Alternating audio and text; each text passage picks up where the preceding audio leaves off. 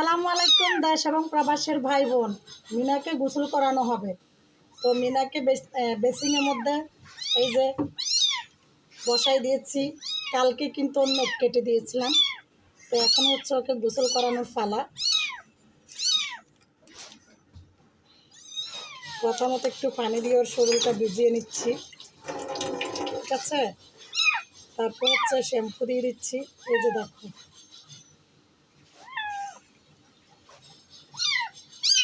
মিনাকে কীভাবে গোসল করাবা। দেখো তোমরা যারা মিনাকে গোসল করাবা কীভাবে করাবা, তোমরা যারা বিড়াল পালো, যারা বিড়াল লালন পালন করো ঘরের মধ্যে, তাদের কিন্তু বিড়ালকে খুবই পরিষ্কার পরিচ্ছন্ন রাখতে হবে। তো প্রথমত সারা গা এইভাবে কসলায় কসলায় ডলতে হবে।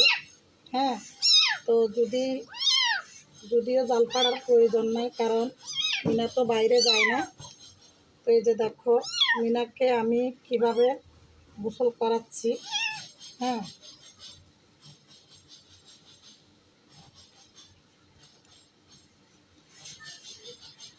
মিনার কানের মধ্যে পর্যন্ত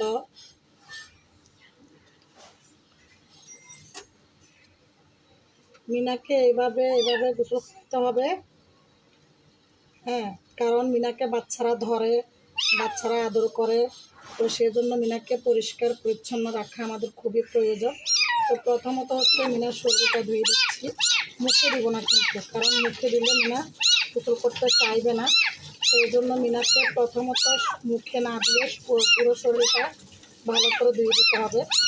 তো হচ্ছে মিনা আর কান্দাকান্দিও করবে না, লাফালাফিও করবে না, তাই না মিনা? এখন হচ্ছে মুখে দিয়ে দিব, ঠিক আছে।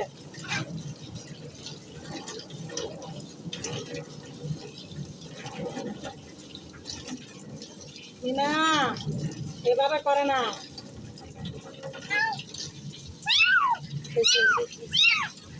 দেখছো আমার মিনা কত পরিষ্কার পরিচ্ছন্ন। মিনার ভাগ্য ভালো যে মিনা আমার কাছে আসছে। মিনাকে কত যত্ন করি আমি, কত যত্ন করি বলার মতো না। হ্যাঁ, কানের ভিতরে একটু পানি দিয়ে ধোয়াই দিয়েছি।